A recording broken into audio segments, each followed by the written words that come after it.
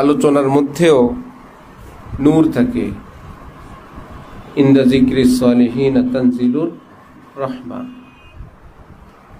সালিহিনের আলোচনা করলে রহমত নাজিল হয়। তো কোনো ফুলের নাম নিলে ঘ্রাণ আসে, যে যেখানে পৃথিবীর ওই ফুলটার নাম নিবে সেখানেই সকলের নাকে ঘ্রাণ পাবে। এমন যদি হয় তাহলে ফুলের গায়ে কত ঘ্রাণ, যে ফুলের নাম নিলেই ঘ্রাণ আসে।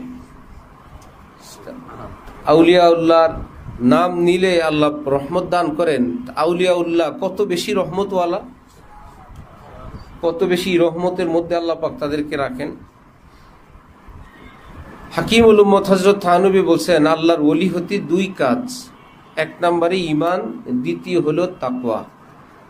হযরত বলেন যে ভাই, ঈমান তো আল্লাহ পাকের রহমতে আমাদের আছে, একটু কষ্ট করে যদি এই তাকওয়ার পথে হিম্মত করে চলতে থাকি ইনশাআল্লাহ, তাহলে আল্লাহ পাক যে ঈমান এবং তাকওয়ার বরকতে আল্লাহর ওলি হবারও তৌফিক দান করবেন। কোরআনে পাকে ওলি দুই কিসিম বয়ান করা আছে, কেউ আল্লাহর ওলি, কেউ শয়তানের ওলি। আল্লাহু ওয়ালিয়ুল্লাযীনা আমানু ওয়াল্লাযীনা কাফারু আউলিয়াউহুমুশ শাইতান। কারো ওলি আল্লাহ, কারো ওলিকে শয়তান। তো কোনো এক পাটে আমাকে তোমাকে পড়াই লাগবে যে এমনটা কোনো ব্যবস্থা নাই সে কারে শয়তামি কুনাদনা মাশওয়ালি, কারে শয়তামি কুনাদনা মাশওয়ালি, গরওয়ালি ই নস্তে লানত বরওয়ালি। দুনিয়ার শয়তানির কাজও করে, আবার ওনার নাম ওলি আল্লাহ, অসম্ভব।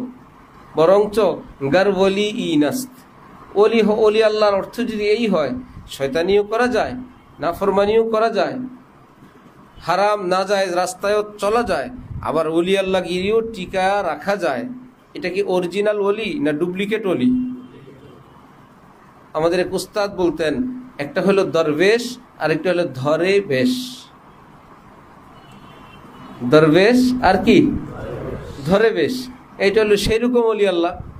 তো গরওয়ালি ই নস্তে লানত বরওয়ালি, এইরকম দুই নম্বর ওলির উপরে লানত। এই লানত মানে তার বেলায়েতের উপরে, তার এই দুষ্টামির উপরে, যে তুমি এইরকম শয়তানির পরেও এইরকম একটা মিথ্যা ধারণা করতে পারলা